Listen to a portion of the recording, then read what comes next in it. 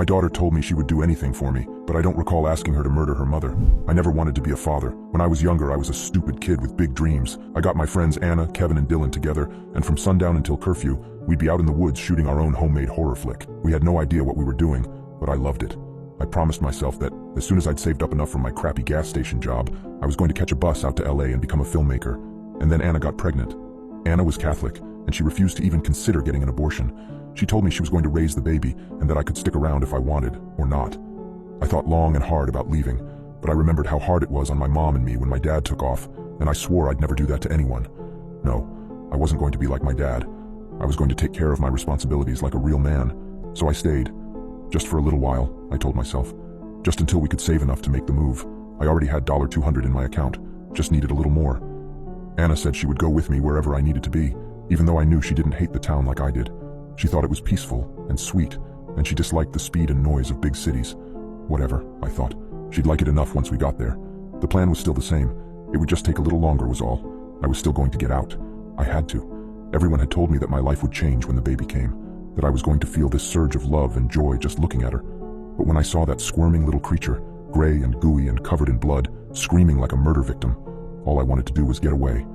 It was like a prop from a horror flick, and I almost shoved the doctor off when he handed it to me. "What a beautiful baby girl," the nurses said. I didn't know how they could call this thing beautiful. Her name was Olivia, and she loved me. Whenever she bumped her knee, she wanted me to kiss it. When it was time for bed, she wanted me to read her a story. When the other kids were mean to her at school, it was my shoulder she wanted to cry on. She followed me everywhere and looked at everything I did with total admiration and awe. I wish I could tell you I warmed to her, but there's no use in lying about these things. Not anymore. Not after what happened. Anna tried so hard to win our daughter's love, but no matter how many times she cooked Olivia's favorite meal or bought her expensive toys from the store, Olivia only wanted to spend time with Daddy. Daddy, Daddy, Daddy all damn day long. Anna resented me. She picked fights about how I was monopolizing our daughter's affection. I tried to tell her that it wasn't my fault, that I wished they could spend more time together and leave me alone for even half a minute. I yelled at my wife, not caring that my daughter was listening from her room. I kept waiting for all that love and joy I was supposed to feel, but I only felt constant irritation and disgust in the presence of this grubby, filthy, loud, selfish little creature. This creature that followed me like a mangy puppy, her sticky, stinking fingers on my leg, on my hands, on my face, and always, when my revulsion had reached its highest pitch and I was ready to blow up at her just for being born, she would look at me with those big blue eyes and say, "I love you, Daddy." And she would wait for me to say it back, but I could only nod and send her off to bed. I worked longer hours, but it became harder to save money. Olivia needed school supplies, ADHD meds, clothes, lunch money. Anna kept buying toys, trying to win her daughter's love. I spent more and more time at the bar after my shift, drinking my paycheck away. But I kept trying to save, kept trying to build up my little nest egg. The dream had faded, but it was still there. Hollywood, filmmaking career, getting out of the town. Yes, I had to get out. I had to. I just capped off another long shift and a long stint at the bar the night it happened. I stumbled into our little rental on the outskirts of town, and I saw Anna sitting on the couch. She was bathed in the dim light from a desk lamp that served as our only living room light, and she was surrounded by a little graveyard of wadded-up tissues. I'd seen her like this before, on nights when Olivia told her that she didn't want to play with her, or talk to her, or be around her at all. "Where's Daddy?" she would go, and Anna would have a breakdown and scream at me all night. Knowing I was in for it, I went on the offensive to try to gain an advantage. "Jesus Christ, can't I come home to a happy house just once after spending all day working for you? Is that so much to ask?" Anna didn't move, didn't react, didn't call me names or threaten to take Olivia with her to her aunt's. She just sat there, staring off into nothing, clutching a soggy lump of tissue to her lips. "I'm pregnant," she said. My gut fell out from under me. Shock became fear. Fear became rage. "What? How? You're on the pill, right? Have you been taking it regularly?" She looked up at me, her eyes swollen and red. "You know what I have to do," she said. "You know I have to have the baby." I exploded. I told her that it wasn't fair, that I had dreams, that it was my life that she was destroying. I accused her of purposefully sabotaging my dreams out of jealousy, of conspiring to have another baby because Olivia didn't love her. "What's wrong, Daddy?" Olivia was standing in the doorway looking at me with those big, wet blue eyes. "Go back to bed, baby," Anna sobbed. "Are you okay, Daddy?" Olivia said. "Listen to your mother," I said. "Are you mad?" Olivia said. "Get back to bed now." "But Daddy, if you're mad, I want to help." "Shut up and get to bed," I screamed. She stared at me, a deep well of hurt in her eyes. She scurried from the doorway and slammed the door to her room. I turned and went down the basement steps, slamming the door behind me. I paced around the concrete floor for hours, thinking. In the dim light, I stumbled into an old cardboard box. I looked down at it, then opened it up. It was the movie camera and the tapes I'd used to make my horror movie in high school.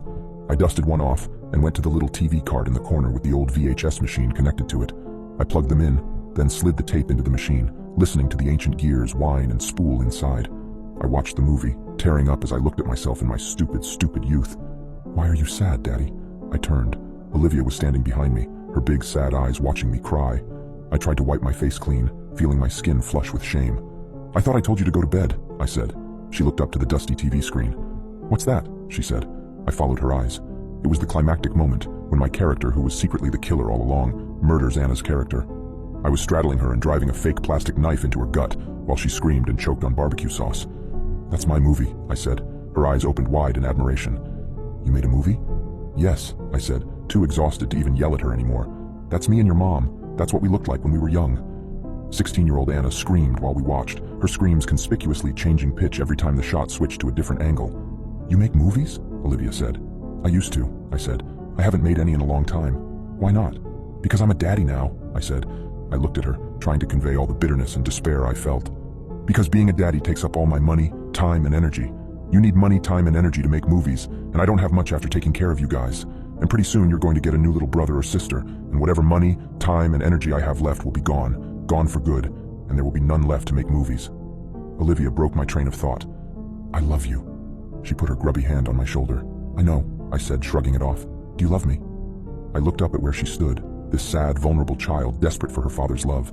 I opened my mouth to say yes. Of course I loved her. She was my whole world. Blah, blah, blah. Whatever it is parents are supposed to say in this situation. But I just looked at her, and she knew. "Go to bed, Olivia," I said. Tears streamed down her face, and she turned to go. I listened to her climb the stairs, and I heard her tiny footsteps make their way to her room. I left the movie playing on the TV, went upstairs, grabbed my keys, and left. I drove for hours, taking back roads all along the countryside, long, straight roads. At first I was wallowing in self-pity. Everyone is against me, I thought. But then I thought about my own father. He left us to tour with his stupid band and ended up owning in a hotel in Tucson.